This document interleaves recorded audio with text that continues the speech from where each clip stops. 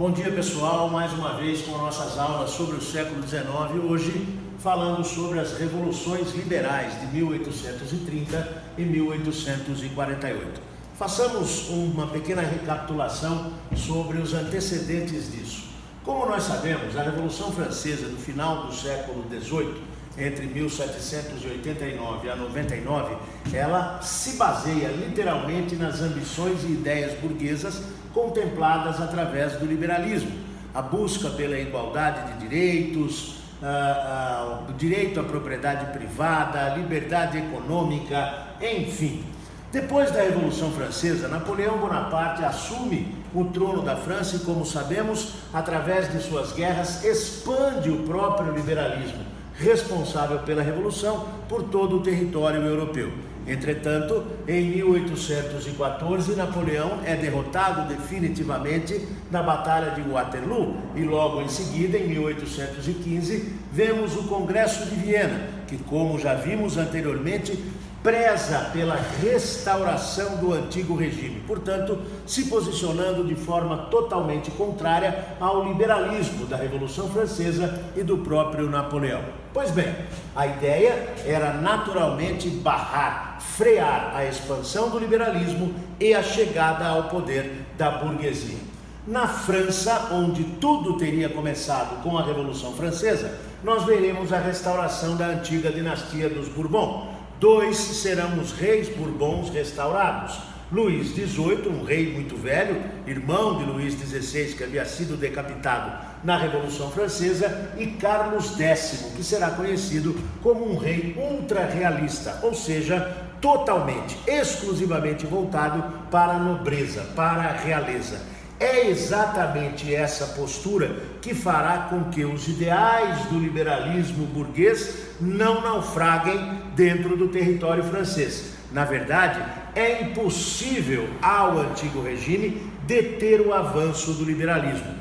Anos apenas após a restauração, e nós viveremos um novo movimento liberal, que mais uma vez se inicia na França, onde será mais profundo e expande-se de certa forma por todo o território europeu.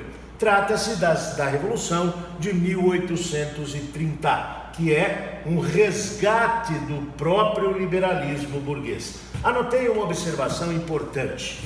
O movimento espalha-se pela Europa, provocando em diversas regiões tentativas de unificações, como na Itália e de certa forma na Alemanha, emancipações, como da Polônia em relação ao grande Império Austro-Húngaro, e constitucionalizações, como acontecerá, por exemplo, na Prússia, limitando o poder de seus reis. A Revolução de 1830 espalha-se pela Europa, mas ela não consegue, de fato, concluir os seus objetivos. Mais uma vez, exceção feita à França, onde os Bourbons definitivamente chegam ao fim de seu governo com a deposição de Carlos X. Em seu lugar, assume Luís Filipe de Orleans, que ficará conhecido como o rei burguês ou o rei dos banqueiros. São 18 anos do governo de Luís Filipe e ele, como seu próprio apelido diz, irá única e exclusivamente buscar atender aos interesses da burguesia, da mais alta burguesia francesa. E é exatamente por isso que ele sofrerá, durante todo o seu governo, uma intensa oposição.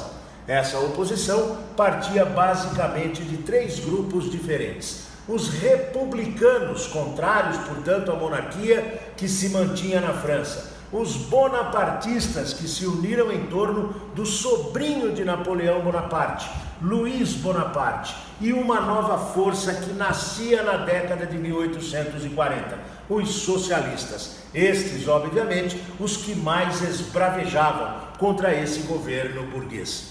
Na década de 1840, foi exatamente contra os socialistas que o rei Luís Filipe partiu com maior violência, proibindo as aglomerações, comícios socialistas. Eles, então, passaram a se organizar em pequenas reuniões privadas, conhecidas como banquetes. Em 1848, os próprios banquetes foram proibidos. Os socialistas saem às ruas e com eles republicanos e bonapartistas. Iniciava-se uma das mais importantes revoluções burguesas.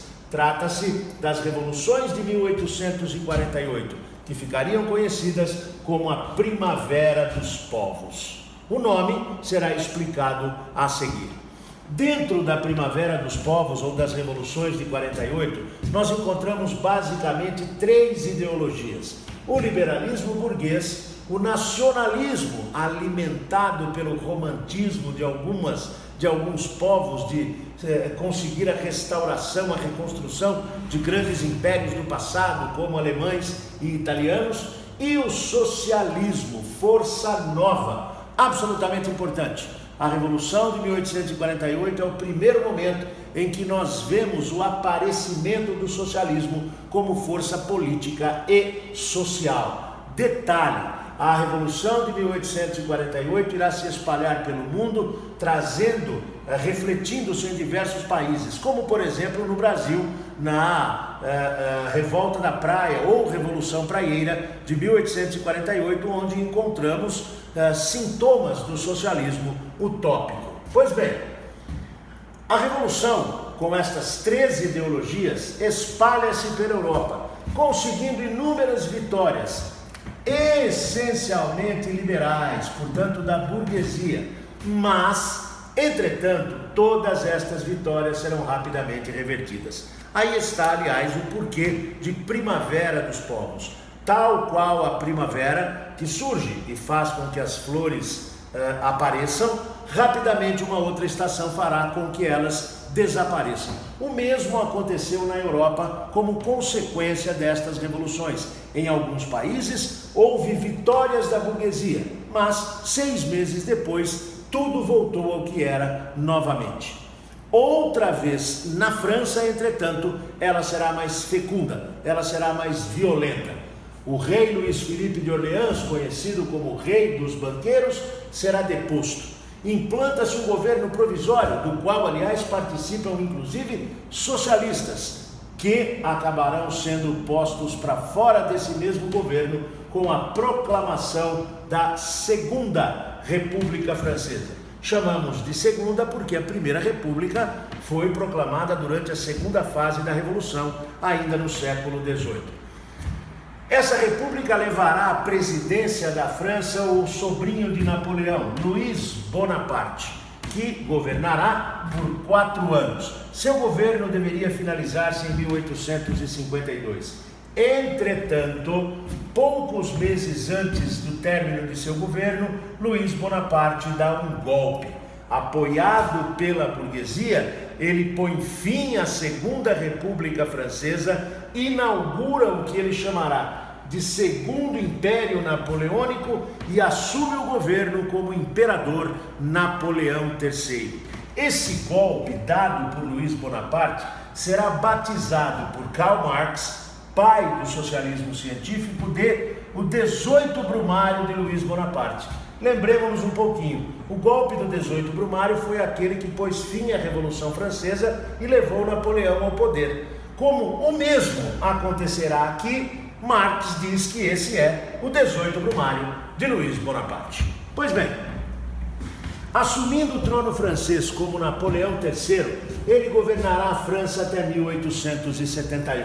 É um governo voltado a atender às necessidades da burguesia, que expande a indústria dentro da França e põe a França como um dos principais participantes da partilha africana. Mais tarde falaremos disso e veremos que a França será o país, ou o segundo país com mais territórios dentro da África, e tudo isso se inicia durante o governo de Napoleão III. Ele também promoverá uma política externa extremamente agressiva, expandindo, entretanto, o território francês. Mas, é claro, fazendo da França, através dessa política agressiva, uma superpotência europeia, ele arruma inúmeros inimigos. E um desses levará à sua queda. Entre os anos de 70 e 71, em meio ao processo de unificação da Alemanha, do qual falaremos mais tarde, ocorrerá a Guerra Franco-Prussiana. A Prússia é o Estado alemão que lidera esse processo de unificação. A Guerra Franco-Prussiana resulta na derrota francesa e na anexação pela Alemanha da riquíssima região francesa da Alsácia e Lorena, rica em minério de ferro e carvão mineral, na deposição do imperador Napoleão III e na coroação, na cidade de Paris, dentro do Palácio de Versalhes, de Guilherme I, ou melhor, Guilherme da Prússia, como Guilherme I Kaiser, ou imperador alemão. Fundava-se dentro da França o Segundo Reich, ou Império Alemão. Os franceses jamais perdoarão os alemães por tamanha humilhação, havendo aí então o início do que chamamos de revanchismo francês, um dos principais fatores para o início da Segunda Grande Guerra. Um grande abraço a todos.